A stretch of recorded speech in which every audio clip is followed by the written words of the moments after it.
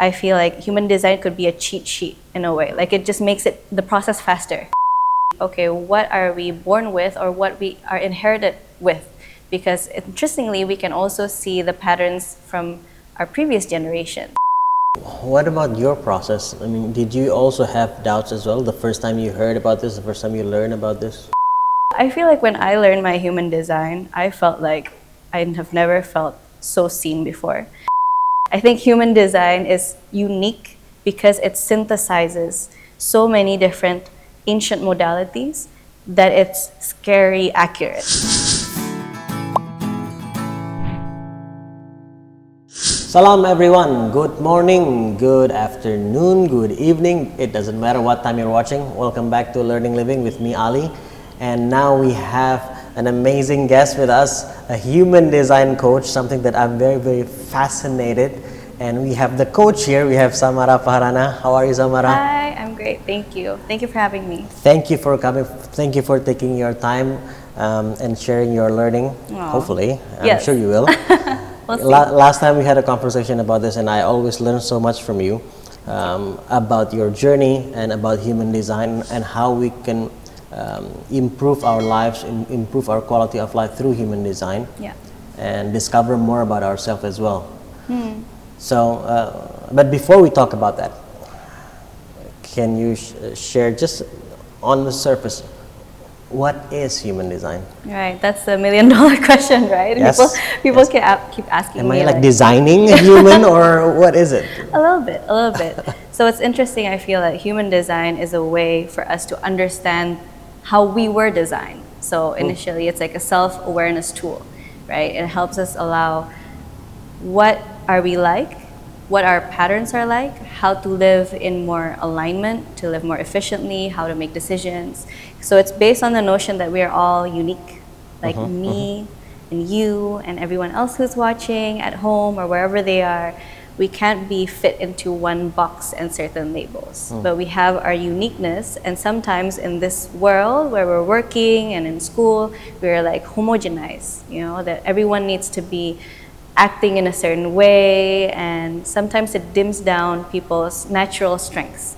So human design allows us to see, okay, what are we born with or what we are inherited with? Because interestingly, we can also see the patterns from our previous generation. So in all, I think human design is really a way to get to know ourselves and also our ancestors, even in that sense. So does it mean like it's also about discovering our unique like natural talents as well? Is that what it is? Because when you said like people tend, when they grow up, they tend to be in a homogenic situation, and then they are taught the same thing in a class and all that. So it makes us a bit more difficult to find our own uniqueness, including our natural talent. Is it about the talent or is it more than that? It could be more, but natural talent is some question that I get from clients, and even on my own personal journey. Like for example, what career would suit me best, right? And people have this question, even sometimes I have that question. And we have this kind of information, let's say, or blueprint or book where we can kind of think about where we are at this moment at life and how our natural strength or potential that we haven't really uncovered yet could be used in the certain situations where we have those questions about who am I, what can I do better in this certain life.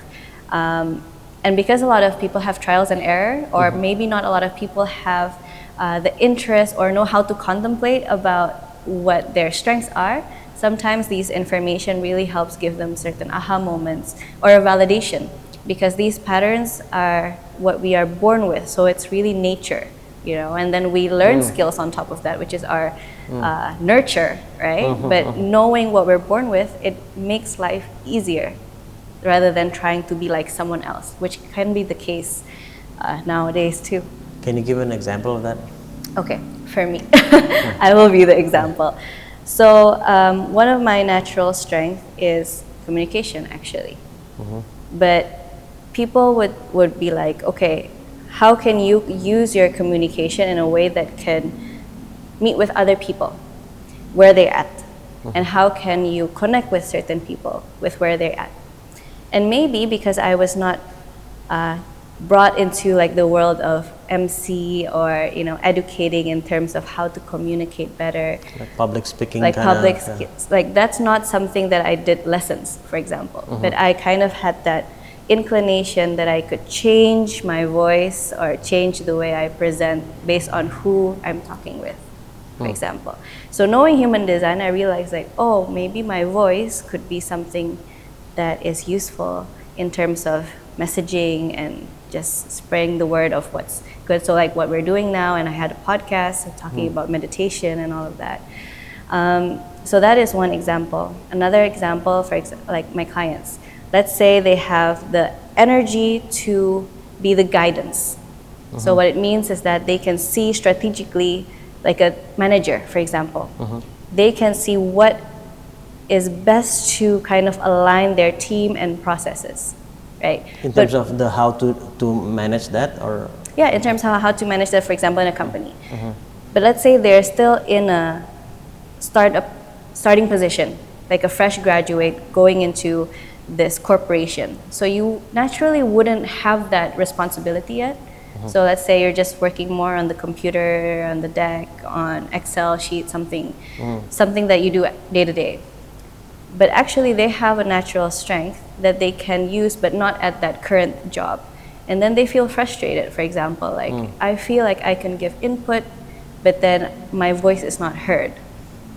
So in that discrepancy of what they are doing and what their natural talent is, then they have a choice when they know, for example, via their human design or whatever tool, saying that, okay, I might need to talk to my team or superior about it, or I need to find another role that suits me better, because apparently doing all this things that I'm doing now, let's say whatever that computer stuff is, it's not my interest, it's not my passion, it's not where I excel at. You know? So there are these different types and layers in human design where we can pick our strengths, for example.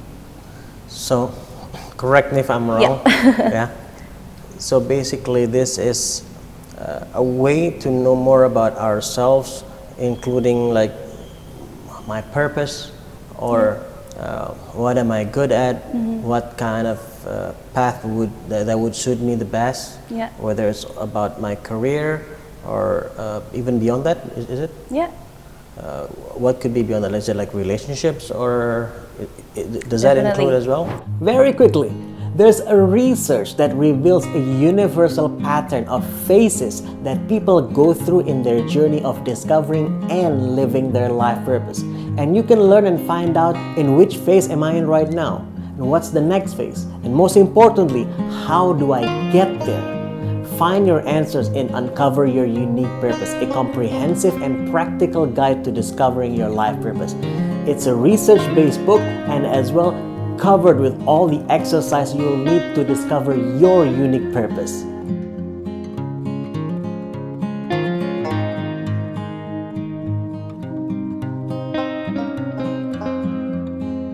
Get this book now and take a real step to your most unique self-discovery journey. This book is available on Amazon worldwide. And now, let's go back to the conversation. Whether it's about my career or even beyond that, is it? Yeah.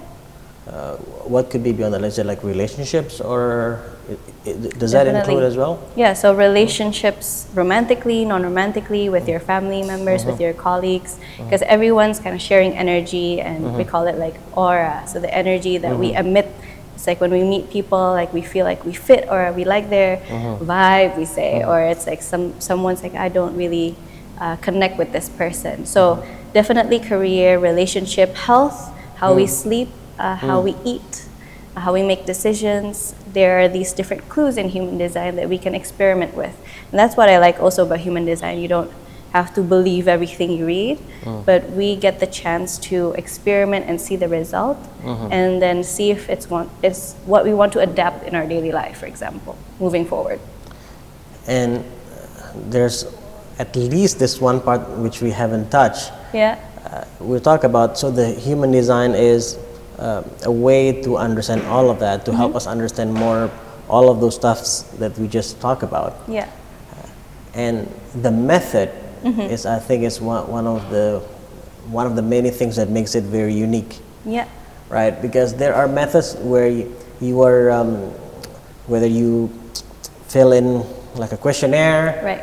or whether you are doing some kind of self-reflection, like a guided reflection or a meditation. And human design has a quite a unique way in terms of getting the answer to all of those questions that we've just talked about. Can you share more about that? Yeah. So basically what we need is our birth information. So it's our date of birth, month, year, hour and minute, and location.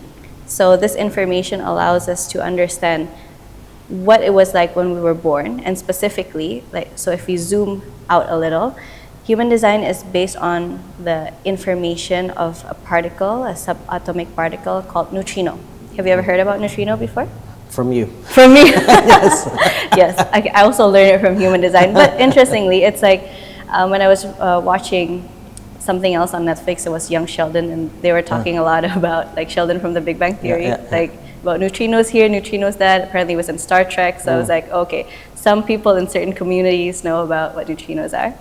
Anyway, so this particular neutrino is everywhere, and it's based from the nuclear fission of the sun in our solar system.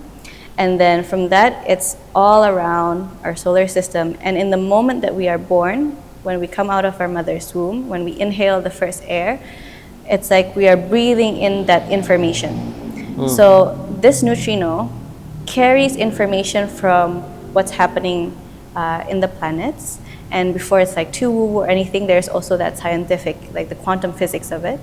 But to have like this analogy, it's easier to think like if we are in the road, like we're near a road here, and then there are two cars, let's say they're red and gray or whatever, and they're just having a little small accident, they're bumping into each other.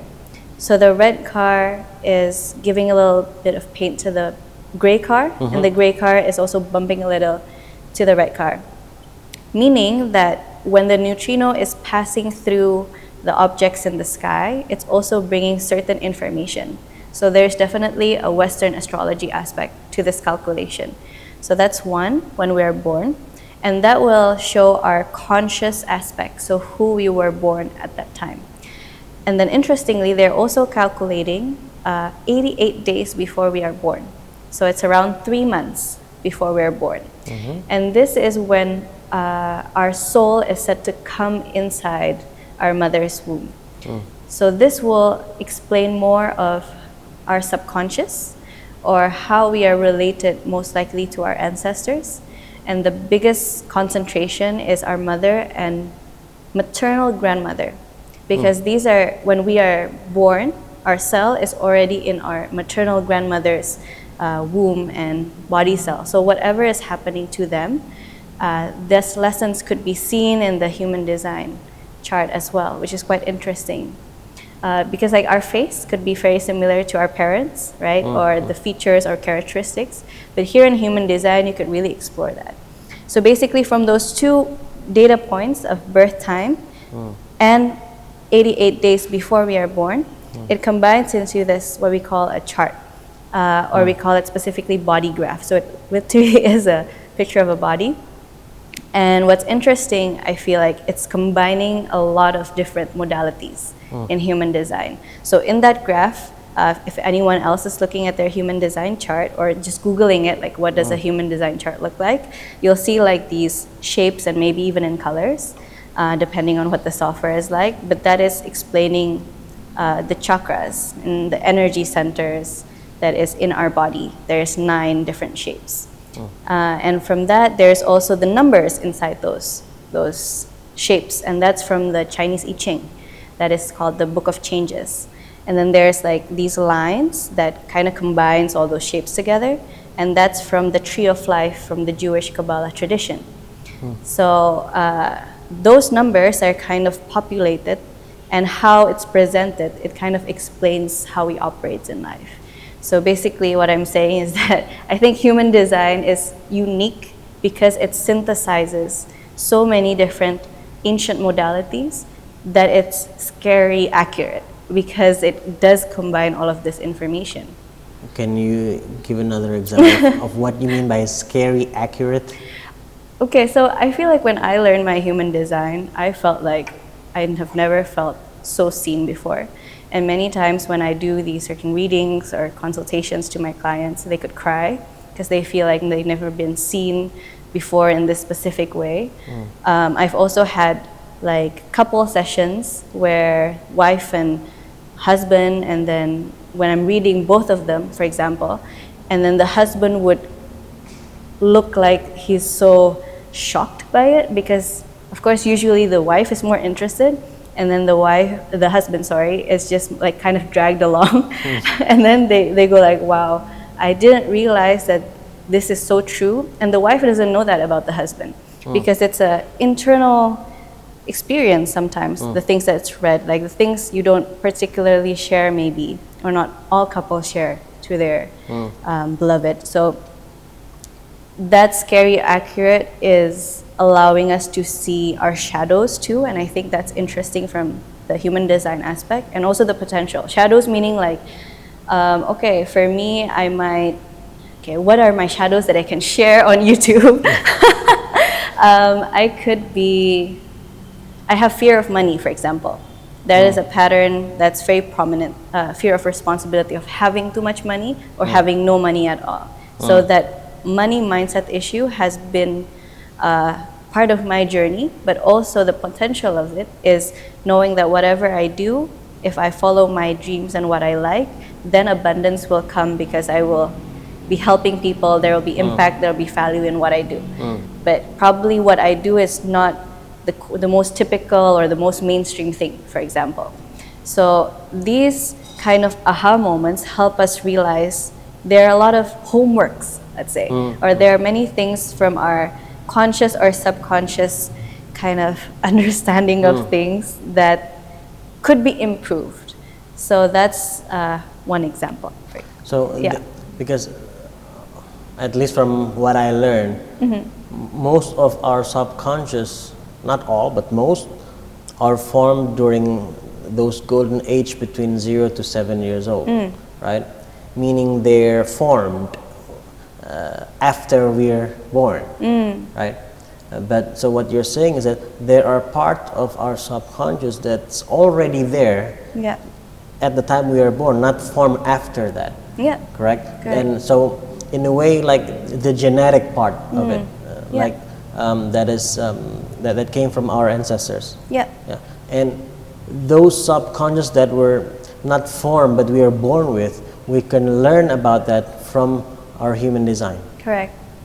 Yeah. Really fascinating. It is, because during my healing journey, I also learned that when we are in our mother's womb, whatever our mother was experiencing, we might also feel those emotions as well. And in human design, I guess we already have those kind of points or characteristics. So it's easier for us to tap into that and then reevaluate or ask our mothers or have a conversation to our family about what was happening, and having that aha moment faster compared to, for example, if we have to meditate or do a psychotherapist or something else about it, which is also a great way, but that's, I feel like human design could be a cheat sheet in a way. Like it just makes it the process faster. Yeah. So, and once we identify them, let's say these shadows, like this negative subconscious, right? Is that a right way to put it? Or disempowering maybe. But then, because we can identify them earlier or faster in this way, it can help us to improve. We can still change that, right? Yeah, of course. Of course, All right, now, just to clarify, and now I want to go back a little bit, because I find this really fascinating compared to other methods. And I want to warn myself, remind myself not to make the same mistake, because back then, when I first heard about law of attraction, manifestation, I was not just skeptical, but I was cynical. This talking about, when was it out? The Secret, Rhonda Byrne, I think it was 2005 or 6 maybe. So it's almost 20 years ago. I thought, my response was like, I didn't believe it, and I was quite cynical. And then when I learned further, and not only that it was true, but I actually really experienced it. So how it has significantly changed my life as I apply it, as I learn more and then apply it better. Yeah. So for maybe people who's watching this, who's probably thinking, wait, you can learn all of that just from knowing, just from getting the information about your date of birth, year of birth, time, the hour and the minute, and then the location, and then you're telling me that I can learn all of that. Just is it some kind of like a horoscope thing? Because there are people who never heard of it and might have that kind of response. So in order for them not to make the mistake that I made when I first heard about law of attraction and manifestation, what are the things that you can elaborate further? So people can understand more than this, that this is not just something like the woo-woo thing that you said. You mentioned a bit the scientific aspect of it, but can you elaborate further? I think this is a great conversation because it does happen, and I feel like healthy skepticism or questioning is good, because then you find more information, like your experience with law of attraction 20 years ago. And this is also what I tell to people: you don't have to believe it. It's not a religion. You don't have to force yourself into saying that it's all the truth, but you can just find some information and just ask yourself, is this information true and helpful for me or not? And if it doesn't feel true and it doesn't feel helpful, then you don't have to fully believe it. But when we try to experiment certain information and you see benefits, then maybe you can use it. So, for example, the most common thing that people will find is, for example, their types. So there's like 5 types of people or energy in human design. So these types is based on, again, the science of our organs, that they have certain energy around them, right? Because there's blood and everything that's coming towards our organ. But in human design specifically, it's talking about how we are operating based on that energy levels. For example, in human design, there is, I wonder, do I know your human design? I don't think so. You know your type? I forgot, but I did take it like quite a while back. Okay, we can check. After this, I'm going to show her.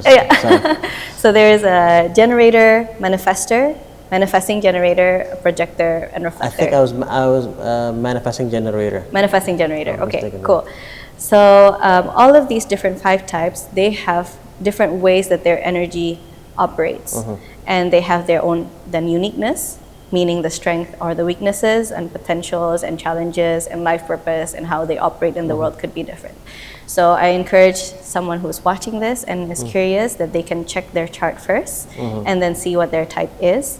And then we can go through kind of like probably how you operate and see if it is useful or not, the information for them. So, okay, disclaimer first, maybe I have to say this. If you don't know your birth hour, because this often happens, you can use 12 p.m. or if you have a 30-minute plus and minus, is still even better. So there is a degree of error if you don't know your birth minute for sure. So sometimes birth certificates have this, but if they don't have it or whatever happened to the certificate, you can ask your family members, maybe your mother is still around, can ask, or some other people, or just kind of just check around and then see if that information feels like, yeah, this is me. I'm sorry, I just thought maybe I can do this for my triplets as well. Yeah, of course, of course. Yeah. It would be interesting to see also, like, because their minutes are not too different apart. Right. And for twins or triplets, in your case, maybe the human design chart is going to be similar, but then they're going to have, let's say, different characteristics in real life. And that's because the experience or the patterns either shows up differently, or even the minute can really show a difference in the sub information. So let's say your 3 triplets are not like exactly the same, right? Right. Yeah. Even though they're like super close. Yeah. In so birth only time. 2 and 3 minutes later. Yeah. It would be very interesting to check that after this. Anyway. Please continue. Yes. So the generator, like me, or manifesting generator like you, have a lot of energy to do the things that we like to do.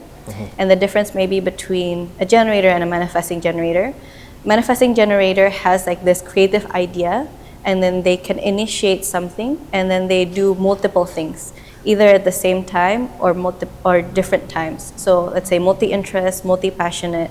They can start something, they're really good at starting something, but not necessarily finishing it. So maybe it's more delegating the projects that they start and having other people continue that. Compared to, for example, a generator, which have a sustainable energy to do the things that we like. So it's more on the aspect of, for example, for me, I started this whole wellness journey really liking yoga, and then really liking meditation, and really liking journaling, and then human design. And maybe I'm going to a phase where it's going to be something else. Like I'm now more interested in the like Qigong and the traditional Chinese medicine and towards that aspect. So it's like one thing at a period of time, while manifesting generators often do multiple things at one time. So that's usually the main energetic difference. For projectors was the example I had for the person who was at work. So he or she or they would be more into the guidance. They can observe, they're very strategic, but they don't have as much sustainable energy to work. So they need more rest and quality sleep and all of this. Manifestors, they're like leaders, they're born visionaries. I've seen many manifestors who are like, they could see things that other people have not, like in terms of like, I don't know, creating a new project, a new company. They can really solve problems in that way, but they work in bursts. So they work, sometimes they have a lot of energy and sometimes they need even more rest. And there's reflectors, which is only 1% in the population, so the most rare. And they reflect, basically, they're very absorbent to their environment and the people around them, like how other people feel. They could be very empathetic, and then they can just kind of test which environment is the healthiest and which one is not.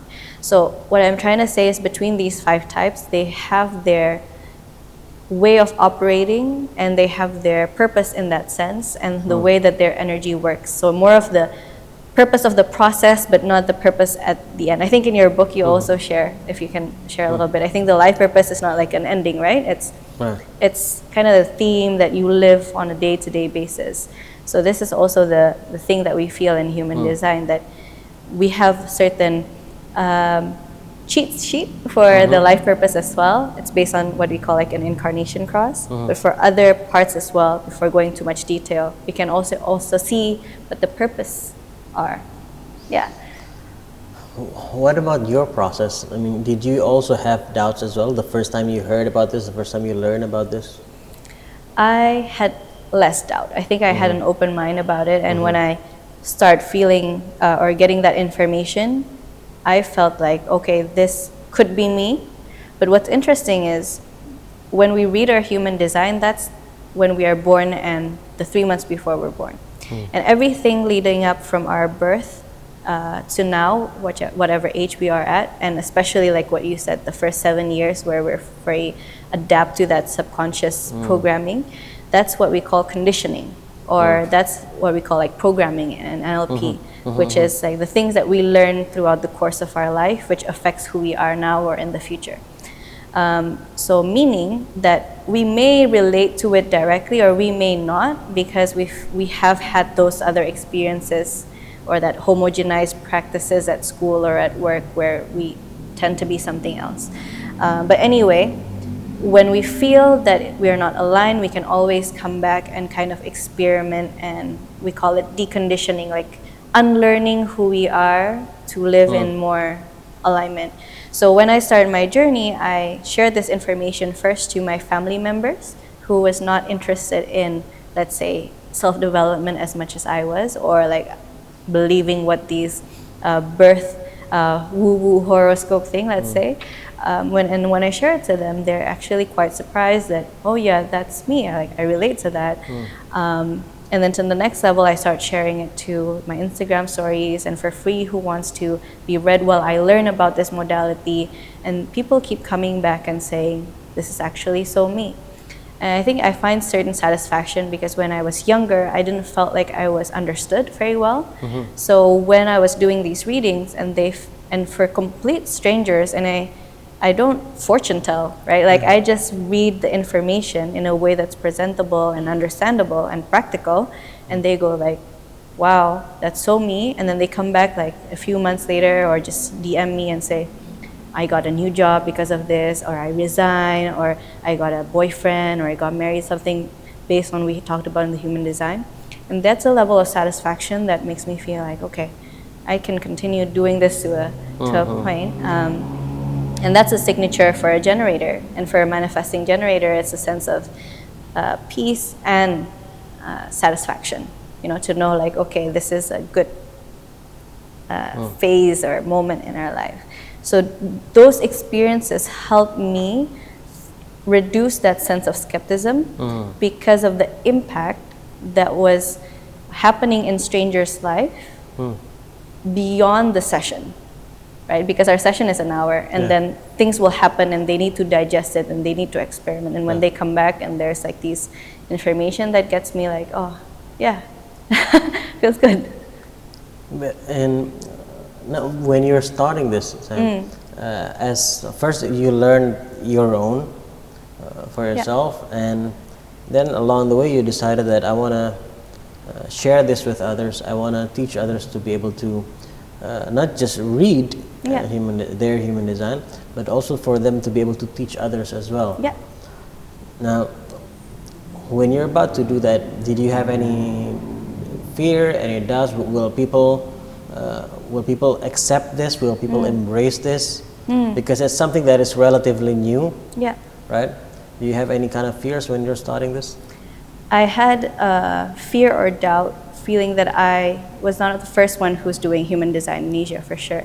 Like, I have seniors, people who have gone through human design much longer than I have.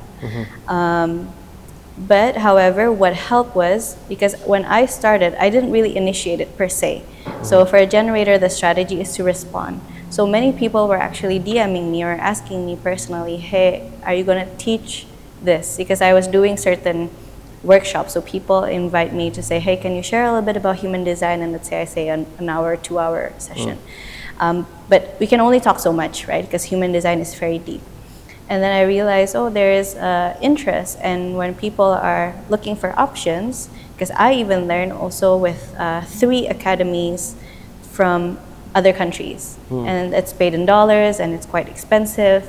And I really invest my money because I believed in learning, and I feel like, who else can I learn? Even though there's Google and there's a lot of information, but it's not structured and it's not as deep.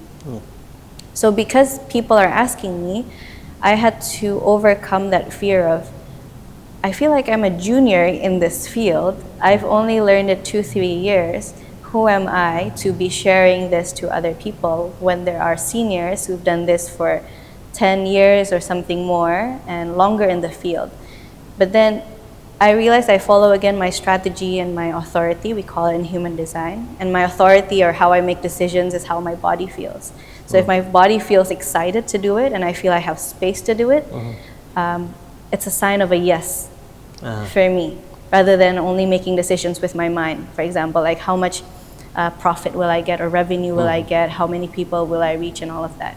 But that initial excitement is telling me that this is worth pursuing.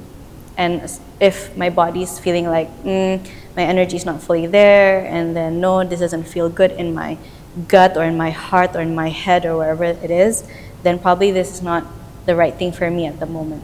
So anyway, so many people were asking me this, and then I felt, okay, let me just try and see what will happen, because I've never made like a course before. So I just rolled out, if you want, just go on this wait list, and I know you have that experience of creating courses as well. And then a lot of people signed up. There's like 200 people on the email list. And I started giving out information about the course, and the first batch last year, there were 50 people who signed up.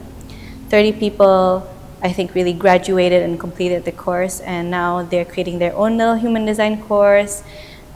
People are getting more income as well from just working at home and doing online stuff. So this educating and empowering other people, like training trainers, I think that's where I feel most satisfying, rather than just reading everyone's human design one by one.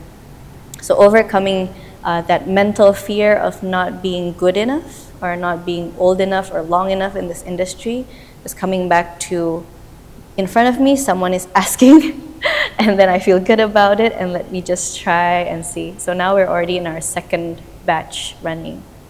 And how many people already like not just learning about human design about themselves, but also learning how to teach others? Yeah, so I think this 2 batch, there's 100 people in total who signed up, and let's say 60 people, 30 each, are doing their own thing professionally with human design. Oh, that's amazing. So, Thank you. So this way, like, more people will be able to learn about human design. So it will, the more people talk about it, the more it will become less woo-woo, for lack of a better word, you know. Yeah, I think because people search for the information, also how they feel about it, right? Yeah. I think woo is not definitely something negative, but it's like misunderstood because you don't know what the basis of it. And when people learn about the basic of it, okay, there's something real, and people feel the open mind and open heart to try it and see if it benefits them, then I think that connotation becomes more empowering. Yeah, I think if we approach it with an open mind and open heart, like you said, just to at least try and then experience it, and then decide it for yourself, right? Right. There's nobody's forcing you to believe or to not believe. You just decide for yourself. But it would be a better decision if you have more information about it, and That's to true. get more information, try it. It's to experiment and experience it yourself. Yeah. That makes a lot of sense. Yes. Cool. And what else? What are the challenges that you think people, or at least you are facing, or human design in general, this field is facing when it comes to reaching more people, helping more people? That's a good question. What's coming up in my mind is thinking that human design is a religion, which is not true, because you don't have to pray to anyone, for example. You don't have to believe in something. People think that way, really? They do. Or they say at least it's not according to their religion, right? To believe in these different things. And I had a student actually who said to me, and actually, so she is a Muslim, and then she looked in the Al-Quran about how it's important for us to get to know ourselves. It's just that simple. So human design is just a tool to get to know ourselves. You don't have to, as you said, like to believe, or if you don't like it, like you can just put it away. But if you feel like it's a way to get to know yourself, then it's useful. Or in other religions, maybe to love yourself or to love your neighbors. So it's also a way to understand ourselves and understand our neighbors, our partners, our family in a way that's better. So I think one of the challenges that I see currently in Indonesia, where we're at, is that thought.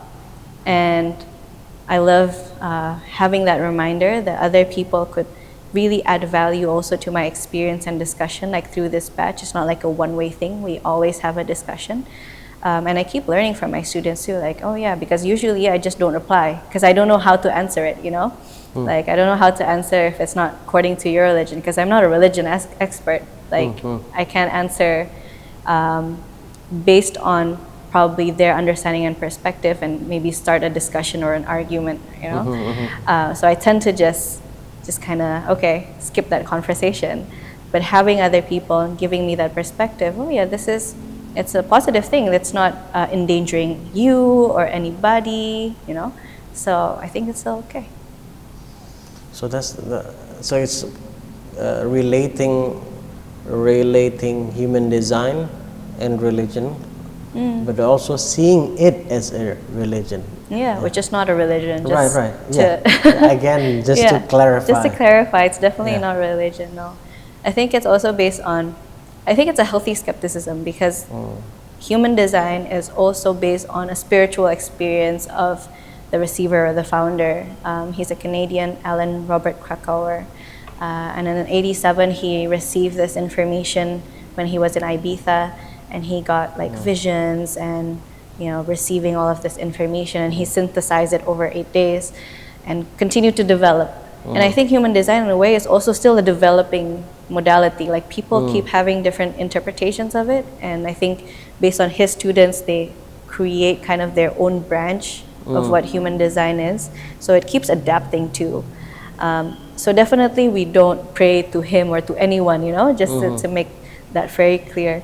But I think people, when they read that, they're like, how can one person get that much information? But again, if you feel like it's useful, then it's okay. Because like, for example, Myers-Briggs, like they also would have a process in order to create that modality or any other modality, right? So, yeah. So it's just a tool that you can use to learn more about yourself, to understand yourself deeper. Yeah. And it's always a good thing to learn more about ourselves. Yeah, I believe so. Fascinating. Yeah. There are a few other things that I would like to ask you. But so the science behind it, as you mentioned, there are several fields, like combined. Yeah. I think it also has quantum physics. It has astrology, if I'm not mistaken. Is that correct? Western astrology. Yeah. Can you share more about that? So people can, if you want to learn more about this field, you can search about it, but just in a brief. Yeah. So the quantum physics is basically on that neutrino, right? So it's what's happening in the from the sun, the nuclear fission, and then it's connecting to all the different planets in the solar system, and then affecting us in that moment in time.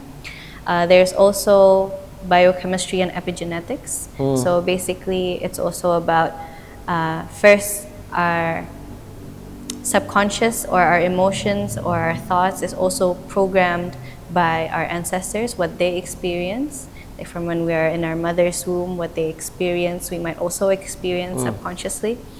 Then there's also about what we think, do, and feel in our environment affects our genes. So they used to have a thought that the genes don't change. We're born with our DNA and will die and pass with the same DNA. But there are different external factors and internal factors that can keep changing our DNA and how we operate. So in a way, how we think will affect it, how what we talk will affect it. So I think this is the most interesting thing about human design, because when you know your chart, the chart itself doesn't change. Like you have 3 templates, the chart itself might look the same, but the way we experience it, or in the scope and spectrum of that chart, it can be really vast, So within that scope, then how it affects our body can also change. For example, as a generator, or like a manifesting generator, let's say for you, your lower frequency would be feeling frustration and anger. So imagine if you would be so frustrated and so angry all the time, and how it would affect your body, right? Like maybe there's a chest pain, maybe there's like some people now have stress, have like stomach pain or migraine or all of this. And compare it to if you live your life feeling satisfied and peaceful, maybe lighter, maybe younger, maybe your body is operating much better. So this is the kind of same way that we're looking at it for each type.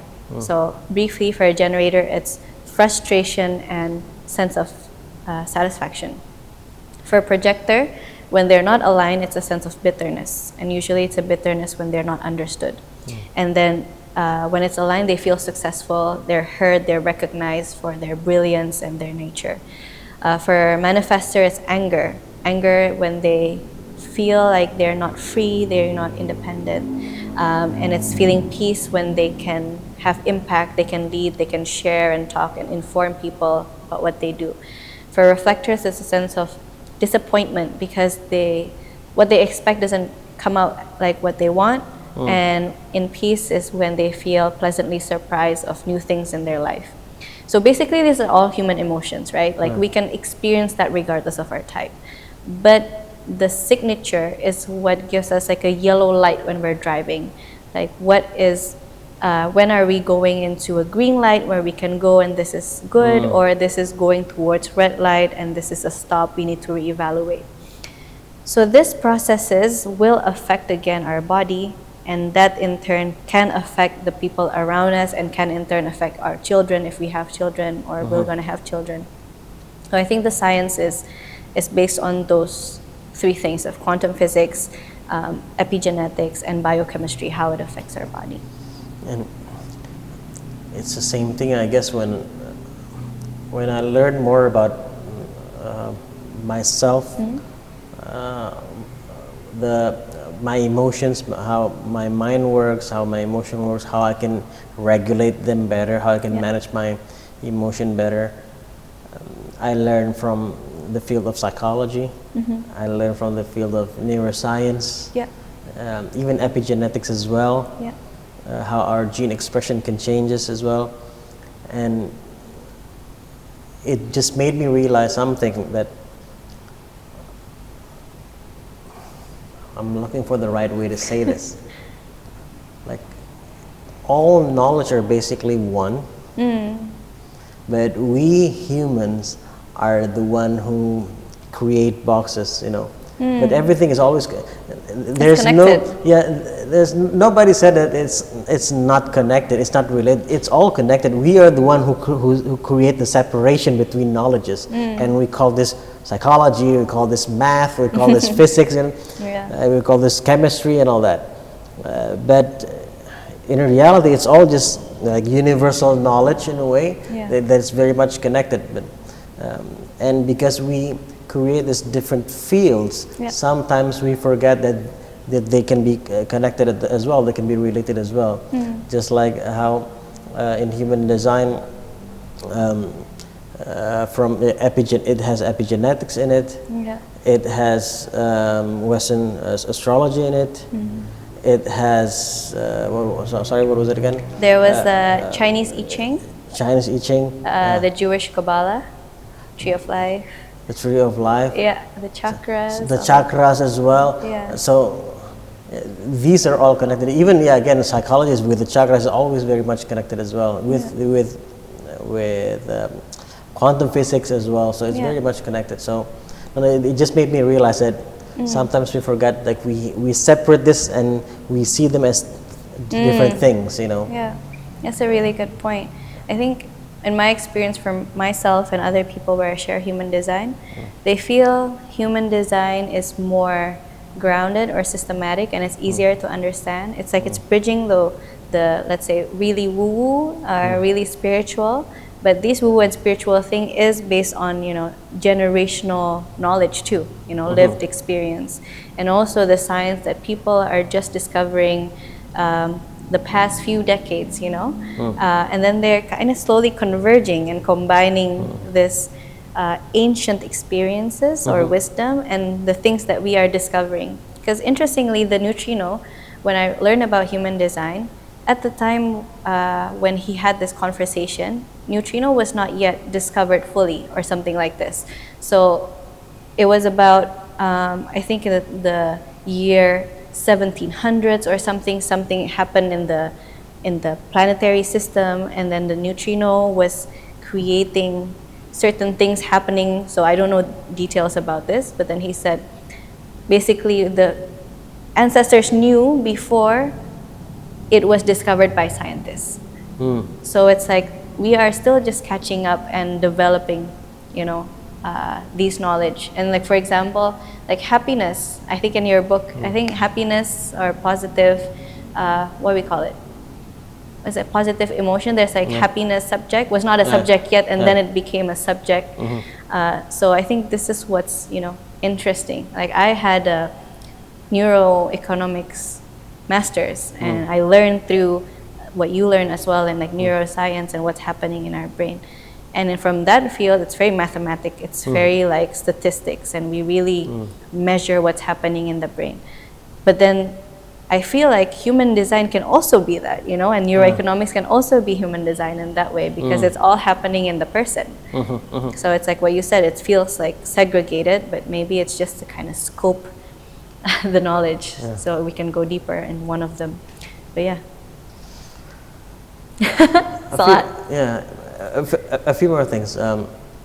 One of the issues that a lot of people are facing, at least from my experience, people who came to me, my clients, or even, you know, questions that come from social media about insecurities, about lacking confidence, about I want to be able to love myself more.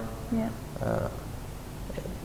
Does human design, does it have the ability to, besides helping people to learn about themselves further, could it has an effect on helping people who are facing those kind of challenges? 100%. Yeah. Can you explain in what way?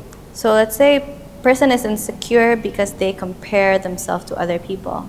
People they know, people they don't know on social media, maybe it's like a movie star or whatever, you know, and they feel, because they know themselves so well, they feel like, oh, I'm not not in par with the highlights of these other people's life. But first also there's a a bias there, because then we are not seeing full informations of both lives, right? Because we really know our life, and thus we feel insecure with what we don't have compared to other people. And I feel when we learn human design or any other self-awareness tool, we get to know ourselves and knowing our strengths, and that helps build confidence and clarity, And when we also learn about other people's human design and start reading, we also know that people would have their own challenges and things that maybe they don't fully show on social media or in conversation when they are, comparing the self. So I feel as insecurity helps us to be aware of, okay, where can I get to know myself more and be curious about myself more, and maybe highlight that in how I can help other people in my own way. So for example, like the experience of a person who was working in the office, but he's actually, or he, she, or they are really good at doing something else. And they would feel insecure because that's not their strengths. They're working at something they don't enjoy yet. It's not what they are natural or built to do. And they feel insecure. Wow, other people are getting more sales target than me and all of that.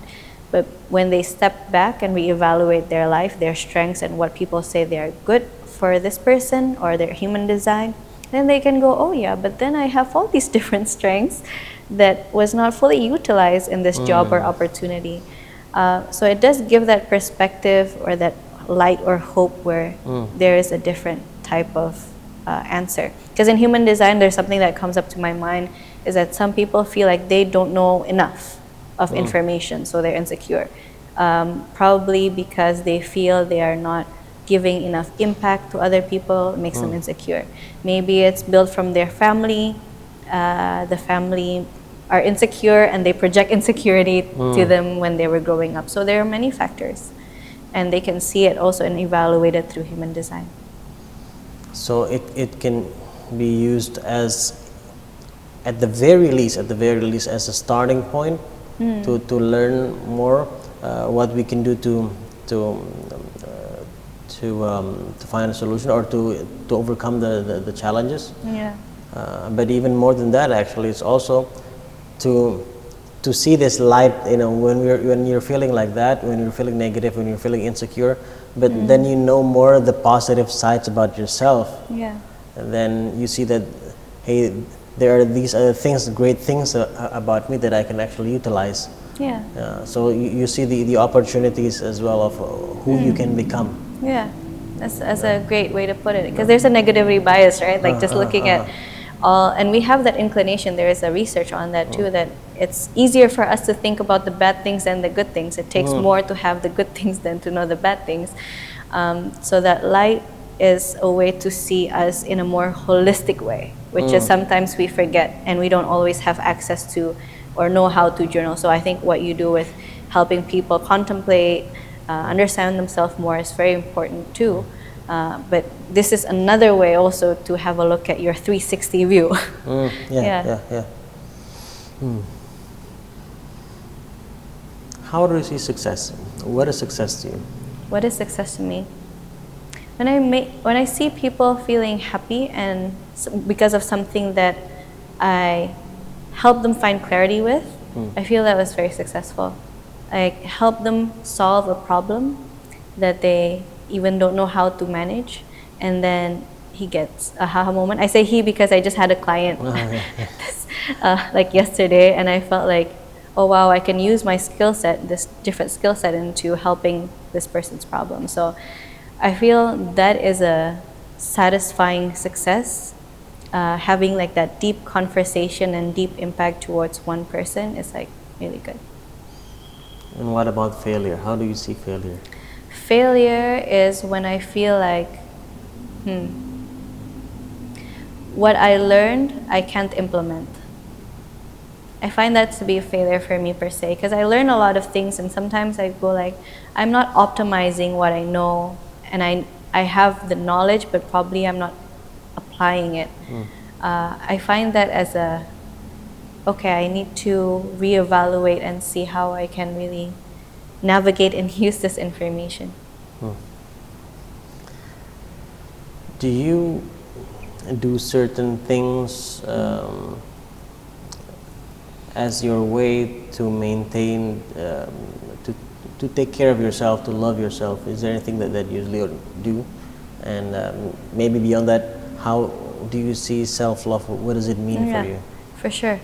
I feel like self-love needs to be like we get to know ourselves first, and then we like ourselves, and then we actively do things to take care of ourselves. It's like when we have a partner or a baby, like we get to know them and we like them and we love them and we take care of them, and that's energy is going towards taking care of ourselves and making sure our energy is filled first, or our cup of tea is filled first. So it depends on checking first with how my energy levels are at, because I'm a cyclical human being, I'm a woman, so there are times where I have a lot of energy and sometimes I feel really tired. So first being honest about where I'm at is already one thing, and just saying, okay, at this time and moment, what do I need? So for example, during my cycle, okay, I need to rest. I can't push myself too hard, that's a self-love.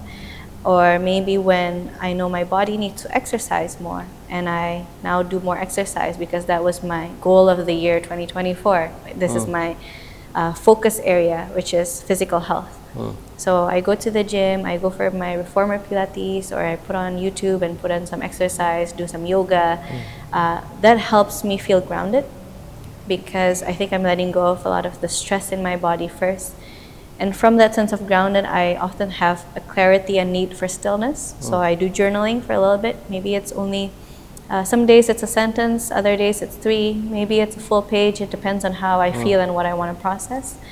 And then I have a period of time where I just need a little silence. And that can also range. It could be sometimes 3 minutes, sometimes 20 minutes, sometimes 10 minutes. So it really depends on how I feel. And having that feeling like, okay, I'm good to go. And when I see my clients or my husband or my family, I feel like I could be at more ease rather than just like erratic. And I think that is a term of self-love, when we often take care of our needs and ask our needs. Have you ever experienced moments where you don't feel like you love yourself, and if you did, what did you do to overcome though? When I didn't love myself? When I was maybe actively doing unhealthy things to my body, like sleeping late, drinking things that are not good for my body, eating things that are not good for my body, and feeling like, okay, whatever, I just want to do this. So not actively taking care of my body, that often happens when I'm feeling low. I've had anxiety and depression in the past, and I think during those 2 moments, and that spiked up again during the pandemic, and just recently, I think last year when I was getting married, that whole process, I felt like I was giving more to other people or not giving anything at all to myself. So I think what helped was having that knowledge that, okay, this is enough, or just making that decision and asking for help, for support. So it could be a family member, it could be a professional like a psychologist or psychiatrist to help, or a coach, and just kind of see the blind spot and how I can take care of myself. Because even though I could be like a strong, independent woman, but I always need someone to kind of guide me too sometimes. And professionals who are trained to do that, I feel is one of the best help to kind of go through and change our habits and our nervous system and start getting back into more optimal health and love. So I think there's a period of time of like, okay, I stopped, this is not enough, this is not good, I need to change. And I think that aha moment often comes when I feel completely different when I was down compared to my optimal, happy, fun, satisfied self. Yeah.